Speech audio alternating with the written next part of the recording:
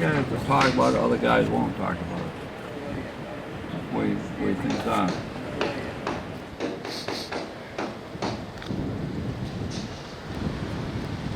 Even when I didn't work in the place, I couldn't talk to anybody. But Channel 3 come up to me one time and wanted me to talk about it, and I said, I can't tell you anything about it. This is when I was still in the Navy, and I said, if you want to talk to somebody, go talk to somebody else, but I'm not telling you anything. Really, for is Oceanographic Research Base kept track of Russian subs on the East Coast, Atlantic Ocean.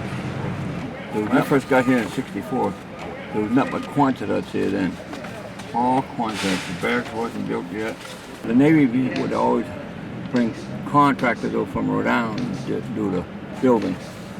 They built the bunker since Kennedy lived in Hyannisport in the summertime. So if we ever had a nuclear attack or attack from other countries, that's why they would bring flying right here quick with the closest point. And he would be the one, his staff would go in. You'd be the guy behind and go outside, close it when he gets zapped by a nuclear bomb. You're nobody.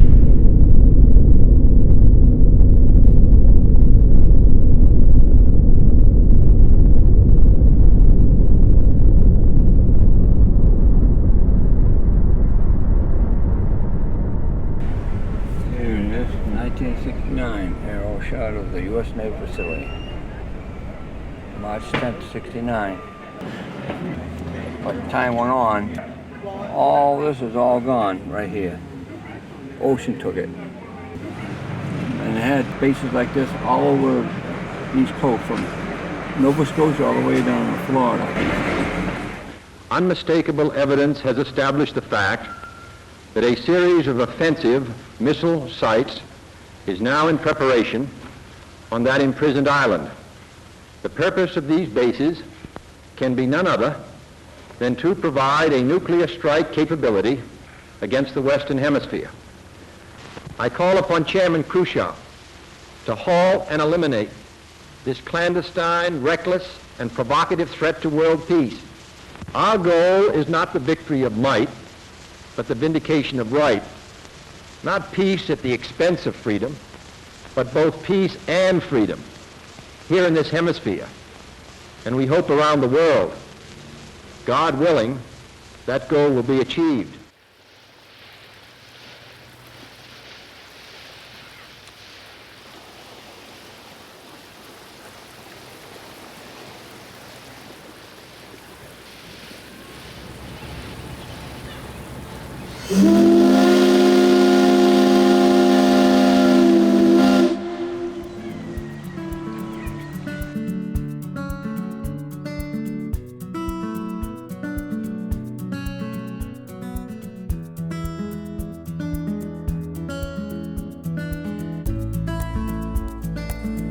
My name is Ruth Pelletier. I'm the curator at Palm Beach Maritime Museum on Peanut Island. We are in front of the Kennedy bunker, the bunker that was built for President John F. Kennedy during the Cuban Missile Crisis. And it was built here on Peanut Island at a Coast Guard station because he had a winter White House not too far away on Palm Beach.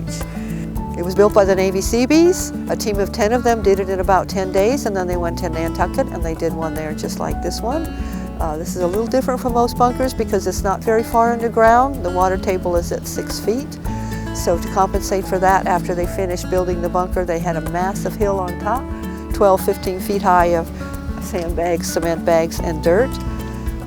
Most of the hill is gone now because the county reshaped the island and made a park and took away the top 10 feet.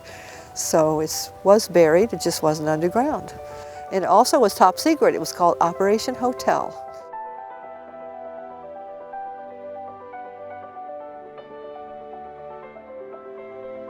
What they were concerned about here was not so much the Soviets were actually going to try and bomb West Palm Beach.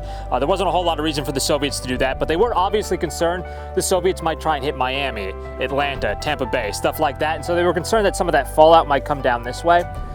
The chance of your being hurt by an atomic bomb is slight. But since there is a chance, you must know how to protect yourself.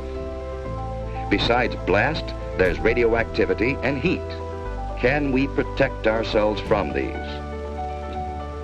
Concrete walls help stop radioactivity. Any wall stops the heat.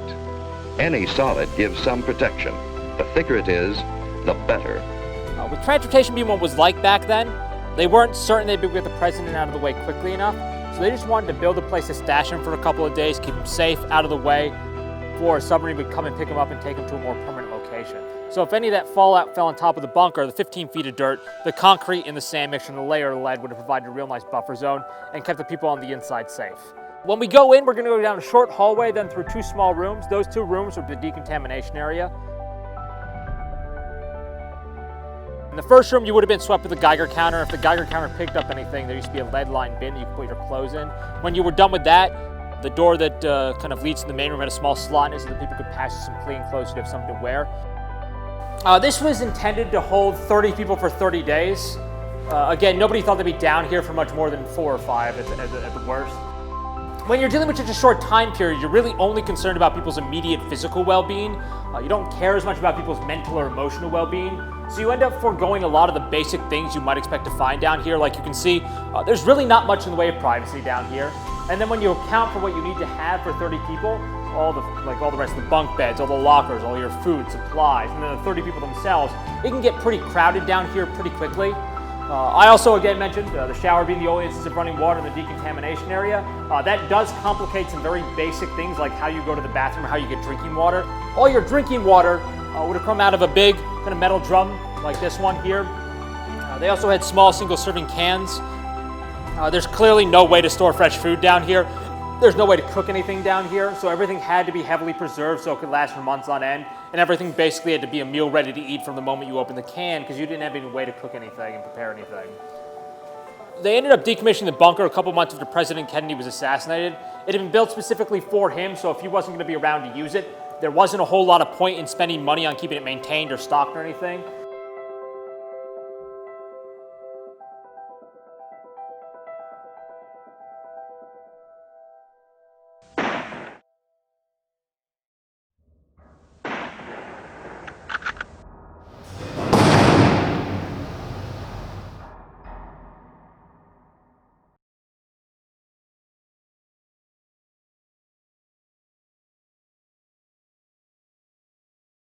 For time and the world do not stand still. Change is the law of life, and those who look only to the past or the present are certain to miss the future.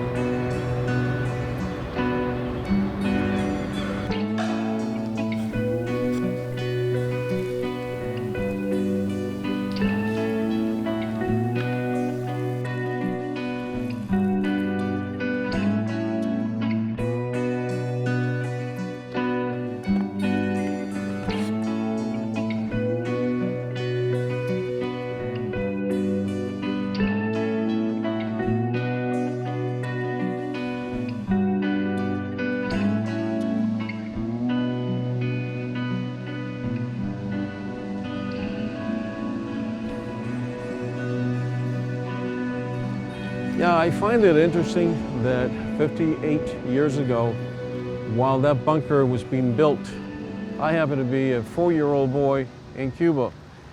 I later learned that the area that I am from in Cuba would have been the first to be annihilated had war escalated to that point. So I look behind me and I'm here today, so thank God nothing catastrophic happened. The bunker in the past was being handled by the Maritime Museum.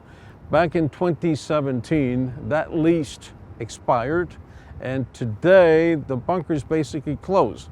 All 3 facilities on Peanut Island are closed, and we're desperately looking for another firm to go into contract with.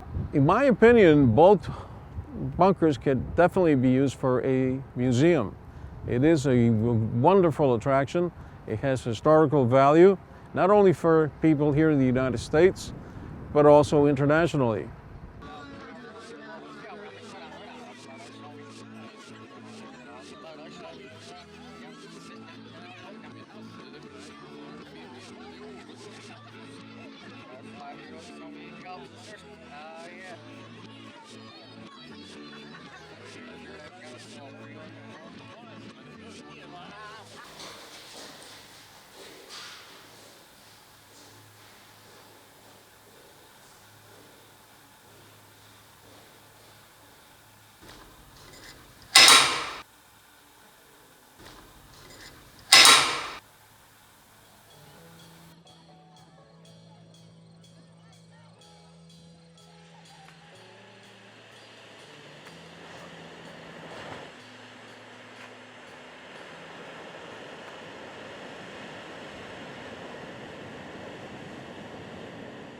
Duck and cover, duck and cover. He did what we all must learn to do. You and you and you and you.